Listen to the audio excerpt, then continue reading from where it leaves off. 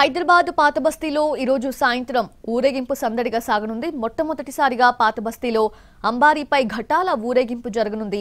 హరిబౌలి అక్కన్న మాదన్న ఆలయం నుంచి అంబారీపై ఊరేగింపు ప్రారంభమవుతుంది.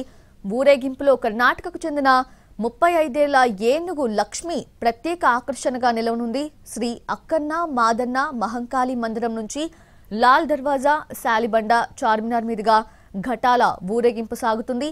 ఈ సందర్భంగా భారీ పోలీస్ బందోబస్తు ఏర్పాటు చేశారు. ఇక దీనికి సంబంధించిన మరింత సమాచారం మా ప్రతినిధి రాధాకృష్ణ అందిస్తారు. హైదరాబాద్ పాత బస్సులో ఘటాల ఊరేగింపు మరికొద్దిసేపట్లో ప్రారంభం కాబోతుంది. ప్రధానంగా లాల్ దర్వాజాతో పాటు అక్కన్న మాదన్న టెంపుల్, అలాగే మరికొన్ని ఆలయాల నుంచి ఘటాలన్నీ కూడా చార్మినార్ మీదుగా ప్రారంభం కాబోతున్నాయి. ప్రస్తుతం మనతో మాట్లాడడానికి అక్కన్న మాదన్న టెంపుల్ కి సంబంధించిన నిర్వాహకులు, సభ్యులు మనతో పాటు ఉన్నారు.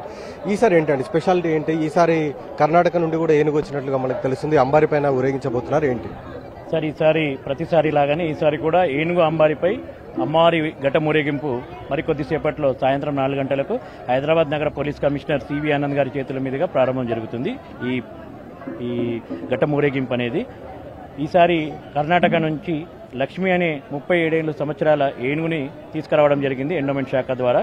ఎక్కడి నుండి తీసుకెళ్తారు? ఇక్కడ నుండి ఏ విధంగా ప్రారంభం కాబోతుంది? ఎక్కడికి వెళ్తుంది? ఎన్నిటికి ముగుస్తుంది?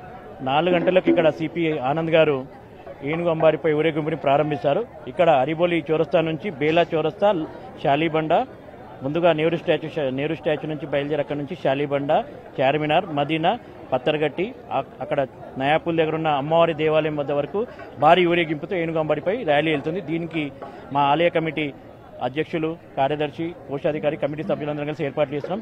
మీరు చెప్పండి సార్, అంటే ఈ ఊరేగింపు సందర్భంగా ఎలాంటి జాగ్రత్తలు మీరు టెంపుల్ తరపు నుండి వచ్చే భక్తులకు చెప్తున్నారు? ఎందుకంటే కేవలం హైదరాబాద్ నుంచే కాదు, ఇతర ప్రాంతాల నుండి కూడా ఈ ఊరేగింపు చూడడానికి వస్తుంటారు మన దగ్గరికి. ఇలాంటి వాళ్ళకి ఏం చెప్తారు? ఈ పండుగ అనేది రాష్ట్ర పండుగ.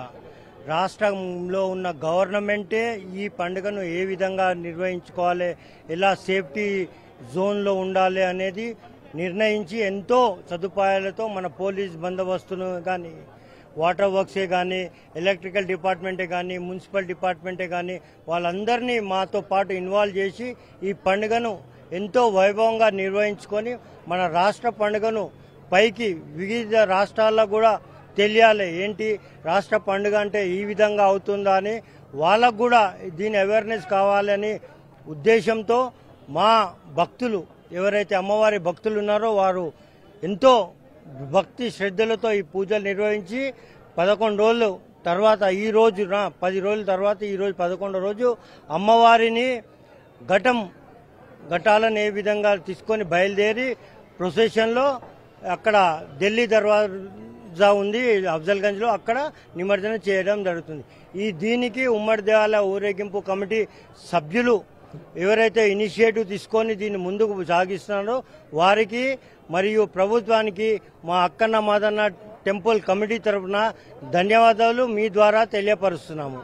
ఇది ప్రస్తుతం టెంపుల్ కు సంబంధించిన నిర్వాహకులు చెప్తున్నారు. మరొక వైపు అంబారికి సంబంధించి మనం చూడొచ్చు. ప్రస్తుతం అంబారిని ముస్తాబు చేస్తూ ఉన్నారు. ఇక్కడే ఘటాన్ని, అంటే అమ్మవారి విగ్రహాన్ని, ఘటాన్ని దీనిపైన ఊరేగింపు చేయబోతున్నారు. కర్ణాటక నుండి వచ్చిన అంబారి, లక్ష్మీ అంబారి, గతంలో అంటే 15 రోజుల క్రితం మొహర్రం ఊరేగింపులో కూడా ఇదే అంబారిని, ఏనుగుని వినియోగించడం జరిగింది. ప్రస్తుతం అదే ఏనుగుని ప్రస్తుతం ఈ అక్కన్న మాదన్న టెంపుల్ కి సంబంధించిన దాంట్లో కూడా వినియోగిస్తున్నారు. 4 గంటలకు ప్రారంభం కాబోతుంది ఈ అంబారి పైన ఊరేగింపు అనేది. దాన్ని రాష్ట్రానికి సంబంధించి అంటే రాష్ట్ర పండుగగా నిర్వహిస్తున్న నేపథ్యంలో ఈసారి చాలా పకడ్బందీ ఏర్పాట్లు అయితే చేస్తున్నారు. అంబారి ఊరేగింపుని కూడా నగర పోలీస్ కమిషనర్ సివి ఆనంద్ ప్రారంభిస్తారు. 4 గంటలకు ప్రారంభం అవుతుందని చెప్తున్నారు.